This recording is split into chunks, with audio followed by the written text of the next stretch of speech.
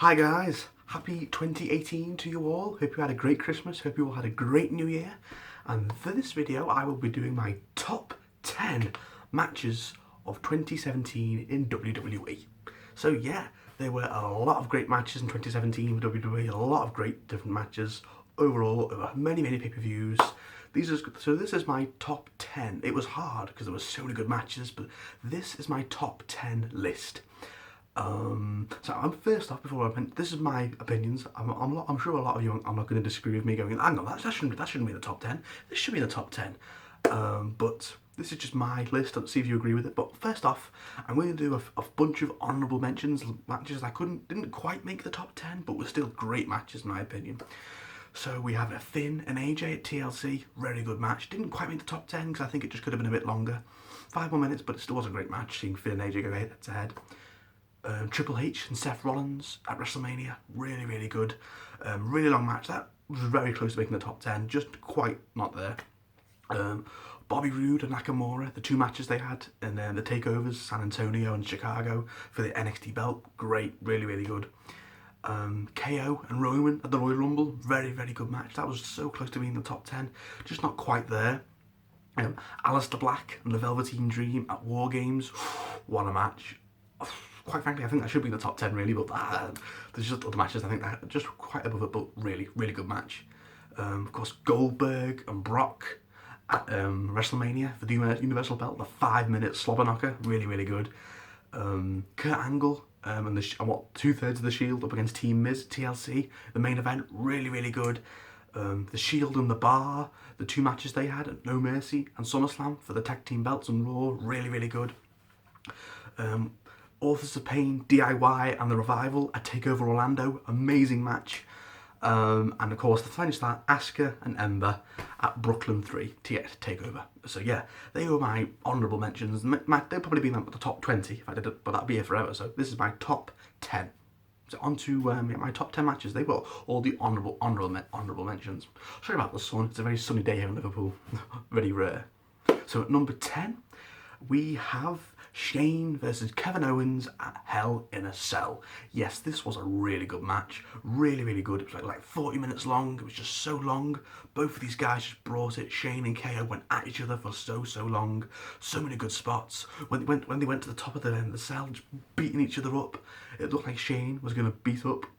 He was going to do an elbow drop off KO onto the announce table, but then Sami Zayn came out, and it was the beginning of the Sami Zayn heel turn. Really good match. I think fully deserving to be on the top 10 list. So that was number 10. At number 9, we have the Fatal 5-Way. That was at Extreme Rules to determine the number 1 contender to face Brock Lesnar at Great Balls of Fire, where it was Joe, Bray, Roman, Seth and Finn. Really good match. It was just 35-40 minutes long. All 5 guys got time to shine. Really good match. And at the end, of course, you think Finn's about to win, but then Joe gets to go clean the clutch. And Joe and Brock, that's what we got. Joe and Brock in a really good feud. Unfortunately, a really good feud, but a really disappointing match at Great Balls of Fire. But still, we got to see that Brock and Joe feud, which was really good. And it was Joe's big win of the year, I think. So yeah. And then at number 8, we have the Elimination Chamber match, yes, that we got for SmackDown. Yes, John Cena defending his WWE Championship in the Elimination Chamber against Dean Ambrose, AJ Styles, The Miz, Baron Corbin, and... Who I missed out? Bray Wyatt? Right, I can't remember. Bray Wyatt. And yeah, what a match it was. What a match. It was incredible. Really good match. It was 45 minutes long. All the different entrances coming in. Everyone got time to shine in this match. They were all really good. And of course, the match ended with Bray Wyatt hitting the Sister Abigail on AJ Styles, the last two. And Bray Wyatt, what a good time of the year, was the WWE Champion. His long overdue win. Unfortunately, it didn't last, did it? We all know. It was a great moment seeing Bray Wyatt with that belt. The era of Wyatt had begun, or so we hoped. But then he went on to bloody lose it in a really bad match with Randy Orton at WrestleMania. Really disappointing match. What a waste potential. But still, look at the end result. Look at the match itself. The match itself was amazing and such good at the end. Hopefully we'll see Bray win the title again this year. Miracles can happen. And then at number 7, we have AJ Styles up against Brock Lesnar.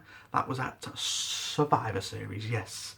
Champion versus champion match. Really, really good match. Probably Brock's best match, singles match of the year. AJ really brought out a good match out of Brock.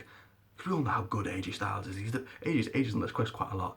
AJ's got like 4 matches on this list. AJ is one of the best wrestlers on the planet. Fucking love AJ Styles. He brought an amazing match out of Brock. It was like a 15-minute match. AJ was really dominating Brock for a lot of the match. Really, really good. You can tell Brock was much more invested in this than he was in the singles matches with Joe and Strowman. He was much more into this match. And a really good match. Even though Brock got the win at the end, of course, it was still a really good match. And AJ still looked great. You know, he probably gave Brock his best singles match in years. So really, really good, definitely. And then at number 6, we have Shane with another AJ Styles. Shane versus AJ Styles at WrestleMania. Yes, the street fight they had at WrestleMania. Really good. A match I wasn't looking forward to it at first because, you know, it's Shane McMahon against AJ Styles. Really? But then I saw the match and I was like, wow, what a match. Really, really good match from both of these guys. Really did enjoy it. Shane, I don't like how Shane did dominate a lot of the match with AJ Styles, but whatever. Really good match. Great finish at the end with a phenomenal forearm, and they probably had the best match at WrestleMania 33. They probably did. Shane and AJ probably, that was the first match, and they probably had the best match at WrestleMania 33. They probably did. And then at number 5, we have the Usos versus the New Day at the Hell in a Cell. Wow, what a match. I mean, the Usos and the New Day, let's not forget, they had so many good matches. Battleground, Money in the Bank, the SmackDown Live match, and the SummerSlam pre-show match. All of them are match of the year contenders, and then they topped it all with the match they had at Hell in a Cell. What a match. Fucking incredible. Amazing. So many good spots. These two teams, probably the best 2 teams in the whole of WWE at the minute, in their current form. I hope the Usos keep the belts for a long time. They're so fucking good, the Usos. As soon as they turned them heel, they went right up the day one-ish gimmick. And the New Day are great too. It was what? 1, 2, 3, 4, 5, 6 amazing matches. And this was the end of their feud with the Usos winning, 4-2, I think it was. At the end, I don't know, but it was really, really good. Really good. And then at number 4, we have the Fatal 4-Way at SummerSlam. Yes, between Brock Lesnar defending his belt against Samoa Joe, Braun Strowman, and Roman Reigns. What a match. What an incredible match. This Fatal 4-Way was just fantastic from start to finish.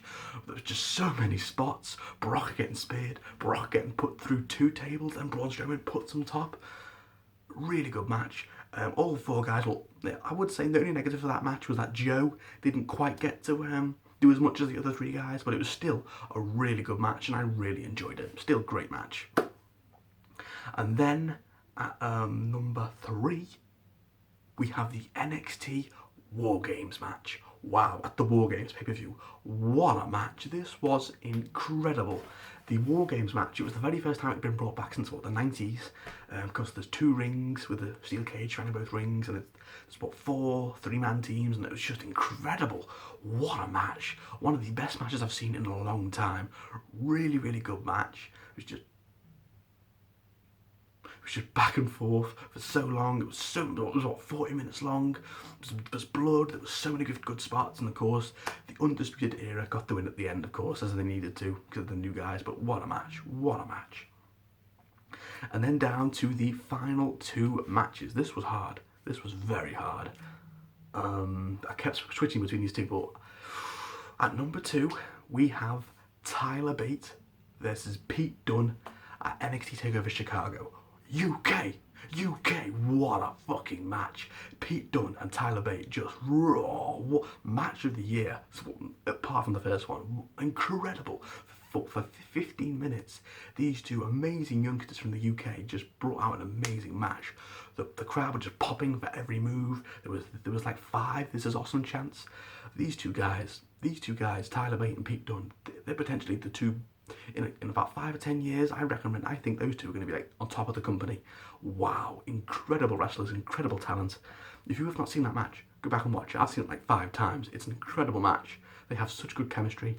They told a great story, and of course, at the ended with Pete Dunne becoming the new UK champion. Fantastic, really, really good. And then at number 1, This was hard. But at number 1, this is my personal match of the year for 2017. AJ Styles going up against John Cena at the Royal Rumble last year. Really good match. It was like the final part of AJ Styles and John Cena's feud. Of course, AJ had his number. He beat him at Money in the Bank. He beat him at No Mercy. He beat him in that amazing match at SummerSlam. So it was time for John Cena to get a win back. And of course, it was for the WWE champion. AJ was the champion at the time. And what a match it was. Really good. Just as good as their SummerSlam match, if not even better. Really, really good. It was like for 25 minutes. AJ and John Cena, AJ Styles and John Cena had such good chemistry. We know that already. But this match was just incredible. Really liked it. There's so many good spots throughout the match, all the false finishes, and at the end, of course, John Cena hits an AA off the top rope. AJ kicks out, so then John Cena just hits 2 more. Bam! And John Cena becomes the 16-time SmackDown Live champion. The 16th time. Really, really good. That was a 16th belt for the World Championship. The only downside, I think, was that it felt kind of pointless for John Cena to win because he lost it 2 weeks later at Elimination Chamber. So it was like, but still, it was, in my opinion, that was match of the year. It was either that or Tyler Bate and Pete Dunne, but I think AJ and John Cena just about cuts it.